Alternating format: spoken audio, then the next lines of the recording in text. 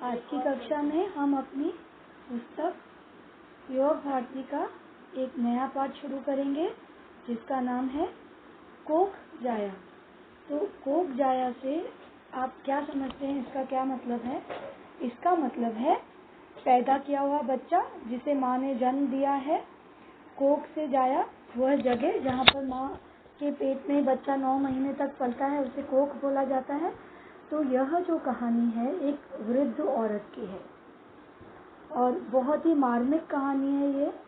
वह वृद्ध औरत के साथ एक बहुत बड़ा विश्वासघात होता है क्योंकि उसका खुद का बच्चा, उसका कोक जाया, उसे धोखा देता है और उसे वृद्धाश्रम में छोड़कर चला जाता है। एक बात जो मैंने महसूस की है कि हमारी जो आज की बुजुर्ग पीढ़ी है वो घोर अपेक्षा का शिकार है और कोई उन्हें चाहता ही नहीं है। उनके चेहरे पर पड़ी झुर्रियाँ, उनकी कमज़ोर आँखें, उनका थका हुआ शरीर और उनका उदास मन अंदर की सब कहानी कह जाता है। और याद रखिए यह बात बहुत ही चिंता योग्य है क्योंकि जो आज युवा है वो कल अवश्य बूढ़ा हो जाएगा। वैसे तो युवा पीढ़ी को क्या लगता है कि जो वृद्ध लोग हैं वो बड़े ही निरर्थक और अनुपयोगी हैं। उन्हें लगता है कि उनका होना या न होना किसी के लिए कुछ मायने नहीं रखता और वो रहें या न रहें यह दुनिया बदस्तूर चलती रहेगी।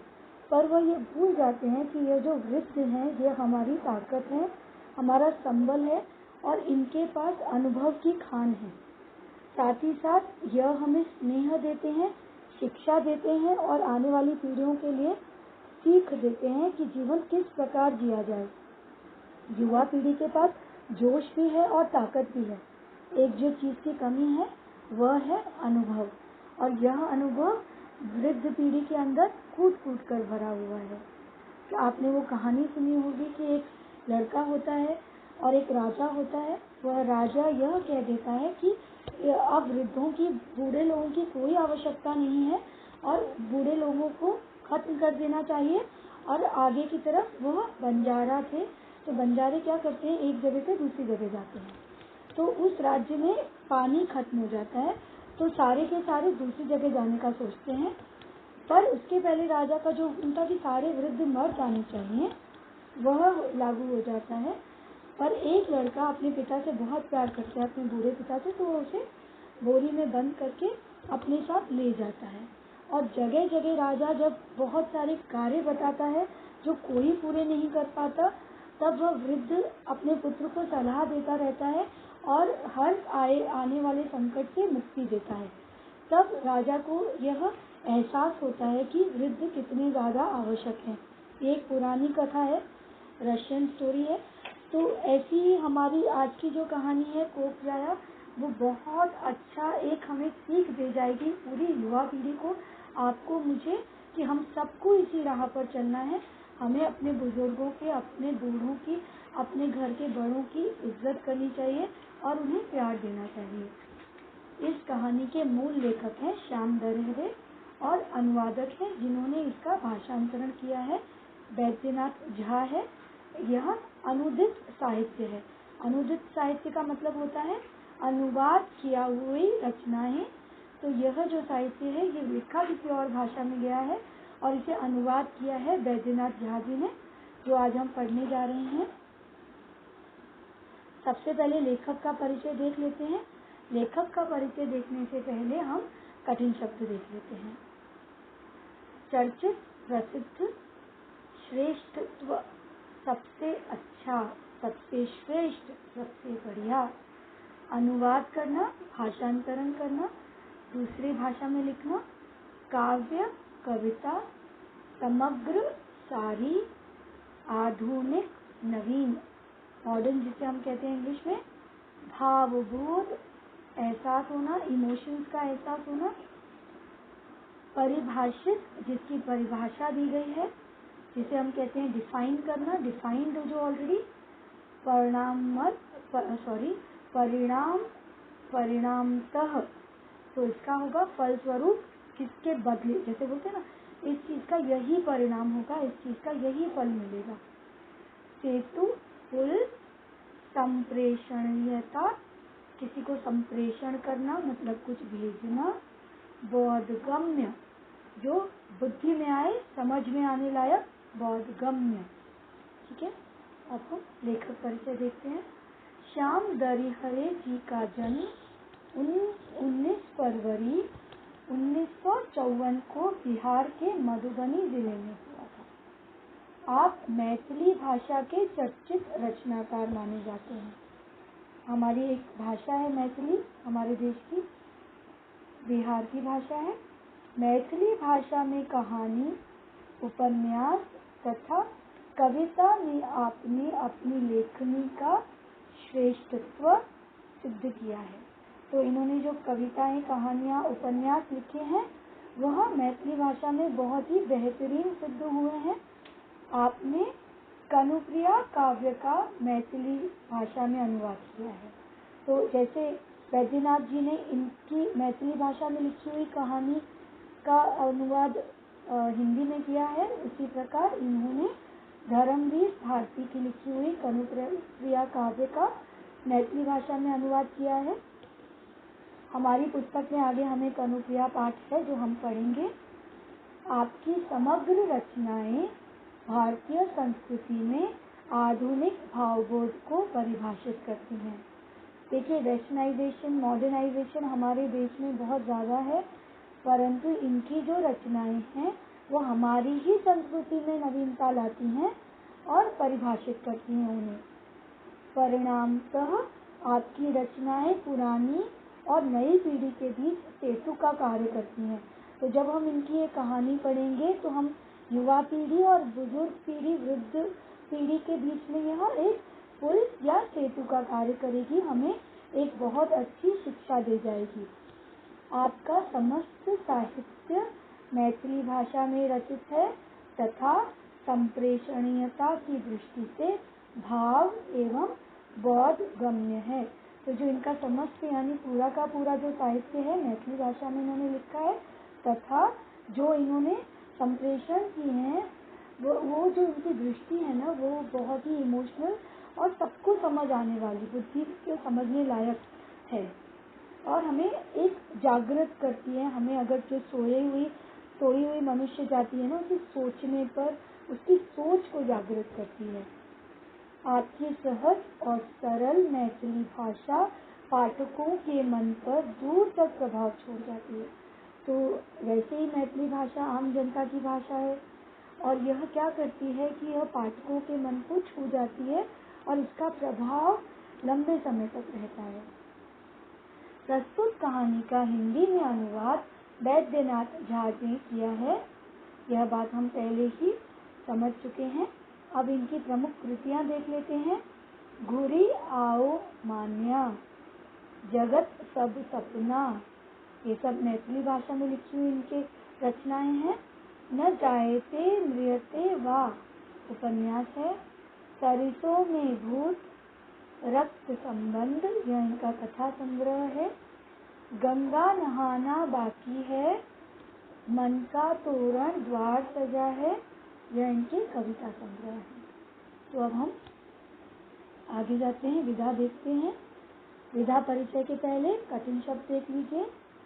अंश, भाग, प्रसंग, विषय, मूल्यों, दाम और महत्व, वैल्यूज जिसको हम बोलते हैं। दर्शन, ज्ञान, प्रभावित, जिससे प्रभाव पड़ा हो। विलासिता, मौज मस्ती से भरा किसी लोगों का जीवन होता है ना, बड़ा ही भोग विलास करते हैं, तो ऐसे लोग लग्जूरियस लाइफ जिसे बोलते हैं। बदलाव, परिवर्तन, निरर्थक, बिना अर्थ के, निराधार, बेबुनियाद, जिस बात का कोई आधार न हो, किस बात की बुनियाद न हो, जड़ ही न हो। वृद्धाश्रम, मैंने यहाँ अनाथालय लिखा, पर अनाथालय ज़्यादा बच्चों के लिए इस्तेमाल होता है, वो अनाथ हो जाते हैं, पर आज की पीढ़ी ने तो वृद्धों को भी अनाथ कर दिया है, तो मैंने यहाँ अनाथालय लिखा है। वैसे इसका बूढ़ों के लिए रहने का स्थान होता है। अभिशप्त, शापित, जो शाप की जिंदगी, अकेलेपन की जिंदगी जीने के लिए मजबूर हैं। नियति, भाग्य, प्रवृत्ति, स्वभाव। हम विधा परिचय देख लेते हैं। अनुदित साहित्य का हिंदी साहित्य में महत्वपूर्ण स्थान है। अनुवाद किए हुए साहित्य का भी उतना ही महत्वपूर्ण स्थान है जितना स्वयं लिखित का।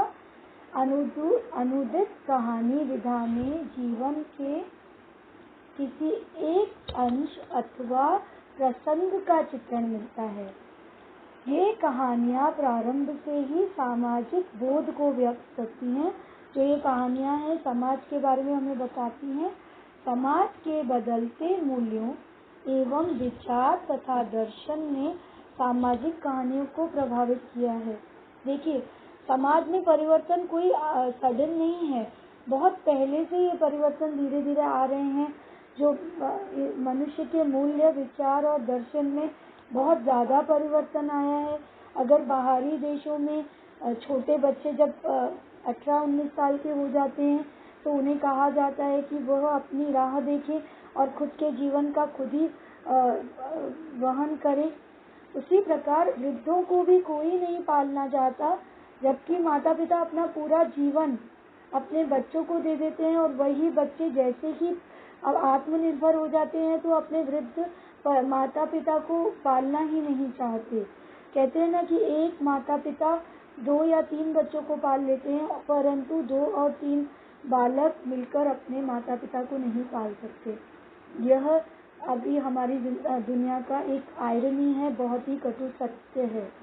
पाठ का परिचय आपको दे देती हूँ। वर्तमान मानव समाज के केंद्र में धन, विलासिता, सुख सुविधाओं को स्थान प्राप्त हो चुका है। आज जीवन के मूल्यों का उतना स्थान नहीं है जितना धन का, विलासिता का और सुख सुविधाओं का स्थान हो चुका है। पारिवारिक व्यवस्था में भी बहुत बड़ा बदलाव आ गया है। मैंने अभी आपको समझाया कि आजकल के माता पिता चाहते हैं कि बच्चे आत्मनिर्भर हो जाएं और अपना जीवन खुद निर्वाह करें। उसी प्रकार वो अपने बूढ़े माता पिता को भी नहीं पालना चाहते हैं।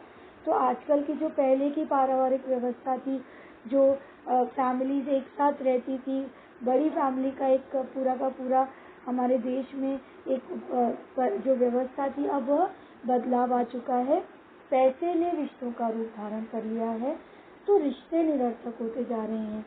सबसे बड़ा रिश्ता है पैसे का, बाकी सब रिश्ते निरर्थक होते जा रहे हैं।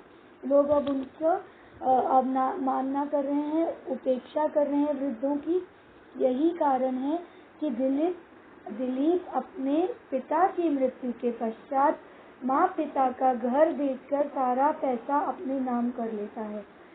जब ये कहानी पढ़ेंगे तो आप स्तब्ध रह जाएंगे कि अपने पिता की मृत्यु के बाद उनका सब कुछ बेचकर यह लड़का अपने नाम कर लेता है और अपनी माँ को अपने साथ विदेश ले जाने के बदले हवाई अड्डे पर निराधार हालत में छोड़ जाता है।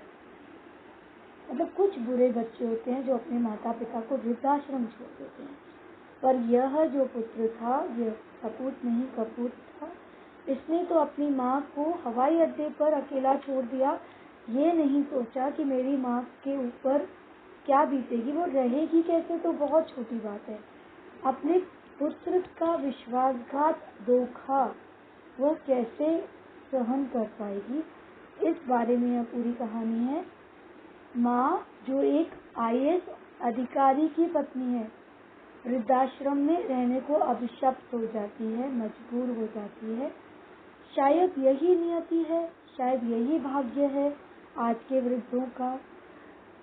लेखक के अनुसार मनुष्य की इस प्रवृत्ति को बदलना होगा और रिश्तों को सार्थकता प्रदान करनी होगी।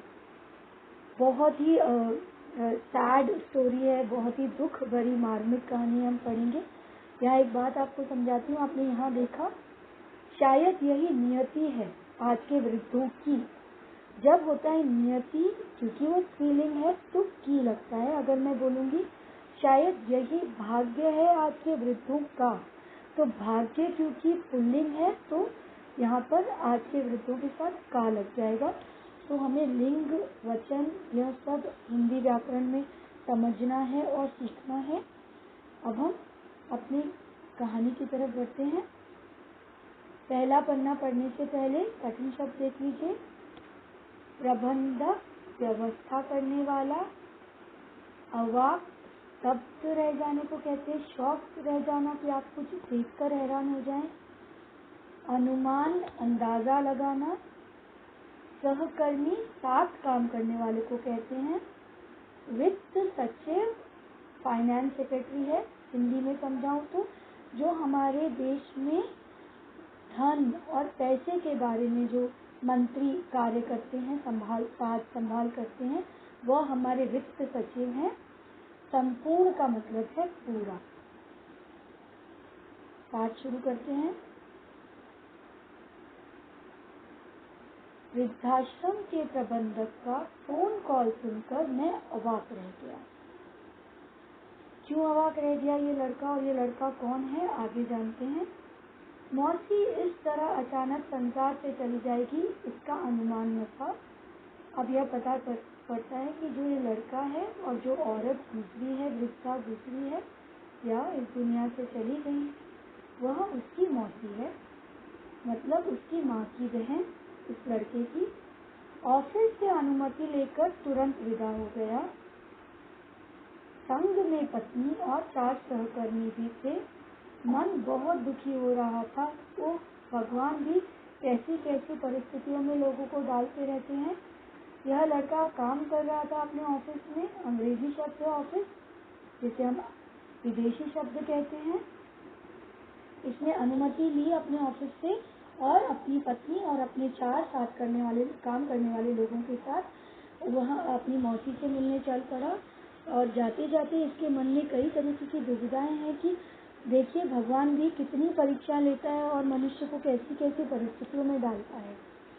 गाड़ी में बैठे बैठे मुझे उस दिन की याद आई जब मैं पहली बार वृद्धाश्रम में मौसी से मिलने आया था। पूछते पूछते मैं वृद्धाश्रम पहुंचा तो दिन डूबने को था। यह अपनी मौसी से पहले भी मिलने गया था। जब मैं वृद्धाश्रम पहुंचा तो दिन ढल चुका था, अंधेरा हो गया, शायद ये काफी दूर रहता था। शहर में से कुछ हटकर वृद्धाश्रम का साधारण सा घर देखकर आश्चर्य लगा कि भारत के पूर्व वित्त सचिव की विधवा इस वृद्धाश्रम में किस प्रकार गुजारा कर रही होगी। तो जब वह वहाँ पहुँचा, अंधेरा हो चुका था और वृद्धाश्रम बहुत ही साधारण सा बना हुआ था और इस लड़के को बड़ी हैरानी हो रही थी कि यह जो विधवा की जो यहाँ रहती थी उस वक्त उसकी मौसी, विधवा मतलब जिसका पति गुजर गया है, न रहे, भारत सरकार के पूर्व वित्त सचिव की थी। देखिए भारत सरकार के जो फाइनेंस मिनिस्टर होते हैं ना, वो बहुत बड़ी पोस्ट है, बहुत बड़ा पद है, उपाधि है, और वह औरत सब कुछ होते हुए भी इस वृद्धाश्रम में क्यों जीवन गुजार रही है और क्यों इतनी कठिनाई से साधारण सी जगह पे रहने के लिए मजबूर है, यह हम जानेंगे। संपूर्ण जीवन बड़ी बड़ी कोठियों बंगलों में, यहाँ हमें पता चलता है कि वह औरत बहुत ही धनी संपन्न घर की है और बड़ी बड़ी कोठियों बंगलों में रहकर आई है, जैसे अमूमन हमारे देश के बड़े बड़े मंत्री रहते हैं। सरकार उन्हें यह सुविधाएं देती है। अगला देखते हैं पन्ना के पहले कठिन शब्द समझिए। जिंदगी, जीवन, कल्पना, रचनाशीलता की मानसिक शक्ति। आप कितना सोच सकते हैं उसमें आपकी, आप बैठे बैठे अभी कहीं भी चले जा सकते हैं, यह आपकी कल्पना है। स्विच अंग्रेजी शब्द है, बटन। घन घना, घंटी की आवाज़ को कहते हैं फ़ोन, जब बजता है तो उसे कहते हैं फ़ोन। तो अभी वाले मोबाइल में जो आपकी पुरानी लैंडलाइन थी, वह जब बजते थे तो वो घन घन आते थे, घंटी की आवाज़ होती थी। खिसका कर रखना, सरकाकर, अनजान, अज्ञान, जिसको अनजान हो, जिसको अज्ञानी हो, जिसे पता न हो। वह जो कोठियों में रहने वाली मौसी अंतिम समय में शहर से दूर 10-20 अनजान बूढ़ी अनाथ महिलाओं के साथ किस प्रकार रहती होगी। यह लड़का बहुत ही चिंतित है अपनी मौसी के बारे में। ऐसी जिंदगी की तो उसने कल्पना तक नहीं ऐसी जिंदगी की तो उसे कल्पना तक नहीं रही होगी, मैंने सोचा था। तो वह लड़का यह विचार कर रहा है कि इतने बड़े मंत्री की पत्नी, उसकी विधवा उसने कभी ऐसी जिंदगी सोची भी नहीं होगी जो उसे गुजारनी पड़ रही है, बितानी पड़ रही है। सामने एक बोर्ड लगा था जिस पर अंग्रेजी में लिखा था मातेश्वरी महिला वृद्धाश्रम।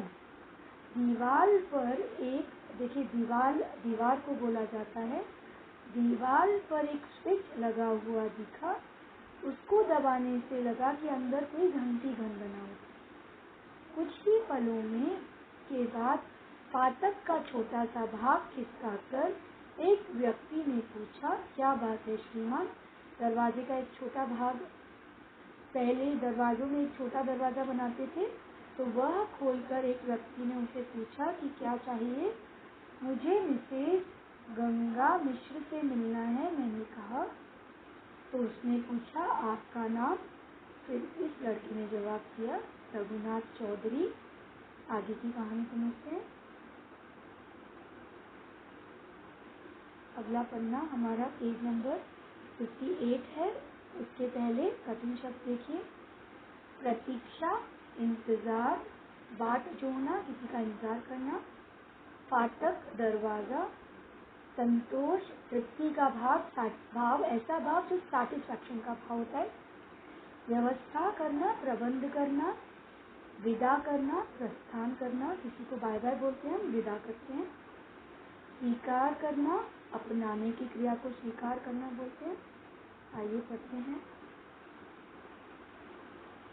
तो वह व्यक्ति ने रघुनाथ चौधरी से कहा, ठीक है, आप यहीं प्रतीक्षा कीजिए, मैं उनसे पूछ लेता हूँ कि वे आपसे मिलना चाहती हैं या नहीं। यह कहकर उस व्यक्ति ने फाटक फिर से बंद कर लिया। लगभग 10 मिनट तक मैं कार में बैठा प्रतीक्षा करता रहा। वह व्यक्ति चला गया और यह जो रघुनाथ चौधरी है वह 10 मिनट तक कार में बैठा रहा। देखिए यहाँ पर यह बात कहना कि वे आपसे मिलना चाहती है या नहीं, बहुत ही आश्चर्यजनक बात है कि कोई आपसे मिलना आएगा तो आप उसे ये क्यों कहेंगे कि आप मिलना चाहती हैं या नहीं, पूछकर बताता हूँ। ठीक है, आगे पढ़ते हैं। लगभग 10 मिनट में कार में बैठा प्रतीक्षा करता रहा, तब जाकर वह गेट खुला और मैं कार सहित अंदर दाखिल हुआ। बाहर से तो बहुत छोटा दिखने वाला यह वृद्धाश्रम अंदर से काफी बड़ा था। तो जो इसके मन का अफसोस था कि इतने छोटे से वृद्धाश्रम में शहर से इतना दूर मेरी मौसी कैसे रहती होगी, उसके मन को थोड़ा सा खुशी मिली कि वृद्धाश्रम अंदर से काफी बड़ा था, क्योंकि यह जो विधवा थी जिसकी मृत्यु हो गई थी वह बहुत ही धनी और संपन्न परिवार की है। मन में संतोष हुआ कि मौसी अनजान लोगों के बीच तो अवश्य पड़ गई, परंतु व्यवस्था बुरी नहीं है। देखिए, जब आप किसी का ख्याल रखते हैं, किसी से स्नेह करते हैं ना, तो आपके मन में कई तरीके के प्रश्न उठते हैं। अगर वह आप उस सामने वाले व्यक्ति को सुखी नहीं देखते, तो इसके मन को थोड़ी सी बात से संतोष हो गया कि उसकी मौसी अनजान, जिन लोगों को वो नहीं जानती, उन लोगों के बीच तो अवश्य पड़ गई, परंतु यहाँ की जो व्यवस्था है ना वो इतनी बुरी नहीं है। और कार पार्क करने के बाद उस व्यक्ति के साथ विदा हुआ। उसने अपनी कार एक जगह रख ली और उस व्यक्ति के साथ अपनी मौसी से मिलने के लिए चला। मिसेज गंगा मिश्रा जिस दिन से यहाँ आई हैं तब से आप प्रथम व्यक्ति हैं जिनसे उन्होंने मिलना स्वीकार किया है। अब वह व्यक्ति रघुनाथ जी को बता रहा है कि वह आज तक किसी से नहीं मिली है, आप प्रथम व्यक्ति हैं जिनसे वह मिली है। वह व्यक्ति चलते चलते कहने लगा, कैसे कैसे लोग कई कई दिनों तक आकर गिड़गिड़ाते रहे और लौट गए, परंतु मैडम टस से मस नहीं हुई। वह व्यक्ति उसे आगे बताता है कि लोग आते रहे, रोते रहे और लौट गए, और ये जो मिसेज गंगा मिश्रा थी वो कभी किसी से नहीं मिली और अपनी जगह से हिली नहीं, अपनी बात पर अटल रही। यहाँ पर एक मुहावरे का प्रयोग हुआ है, टस से मस न होना, मतलब अपनी बात पर अडिग रहना। अभी जब मैंने आपका नाम कहा तो वे रोने लगी। तो यह जो महिला थी, ये देखिए, ये जो पूरी अभी जो व्यक्ति है मृत्यु पे गया है, यह जब उससे पहले उनसे मिलने गया था तब की बात हमें बता रहा है। तब यह महिला जीवित थी। तो जब यह इस व्यक्ति ने रघुनाथ जी का नाम कहा तो गंगा मिश्रा, जो किसी से कभी नहीं मिलती थी, वह रोने लगी। मैं प्रतीक्षा करता खड़ा था। यह व्यक्ति जो गंगा मिश्रा को बताने गया था वह रुका रहा, इंतजार करता रहा। और उसके बाद जब वह थोड़ी संयत हुई, जब उनको थोड़ी सी हिम्मत आई, तो अपने आंसू पोंछकर बोली, बुला लाइए। मैंने कोई जवाब नहीं दिया। वे आपकी कौन है? अब रघुनाथ के मन भर आया, उसने कुछ जवाब नहीं दिया। ये बात सुन के तब वह व्यक्ति रघुनाथ जी को पूछने लगा, वे आपकी कौन होंगी?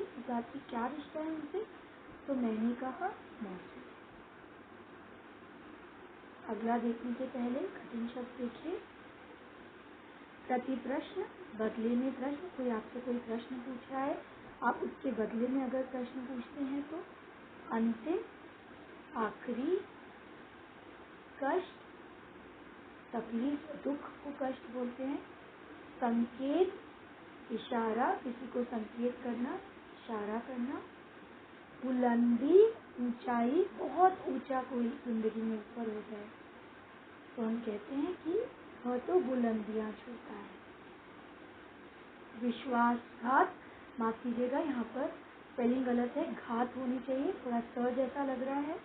धोखा, दुर्दशा, बुरी हालत, व्यथित, दुखी, सहला, प्यार से हाथ लगाना, किसी के ऊपर हाथ फिराना प्यार से, जैसे हम किसी जानवर की पीठ पे हाथ फिराते हैं उसे सहलाना बोलते हैं। रिटायर, अवकाश ग्रहण करना, रिटायर अंग्रेजी शब्द है। पद, उपाधि, घमंड, अहंकार, विस्तार पूर्वक, ब्यौरेवार, जिसे हम कहते हैं डिटेल्ड। और शव, लाश को बोल। अगला शब्द है विस्तार पूर्वक, ब्यौरेवार। कोई चीज जब हम डिटेल्ड में बताते हैं उसको विस्तार पूर्वक कहते हैं। शव का मतलब है लाश, किसी की मृत्यु हो जाती है तो शरीर लाश में परिवर्तित हो जाता है। विलंब हो जाना मतलब देरी हो जाना, किसी चीज के काम में करने में विलंब हुआ। और अंतिम शब्द है घटना, जिसका मतलब है वृत्तांत। कोई चीज घटी हो, कोई चीज वृत्तांत हुआ हो। पाठ हम अपनी अगली कक्षा में पढ़ेंगे। या अभी तक हमने जितना भी पाठ पढ़ा है आप उसे पढ़िए और समझिए, कठिन शब्द देखिए। आपसे अगली कक्षा में फिर मिलेंगे, तब तक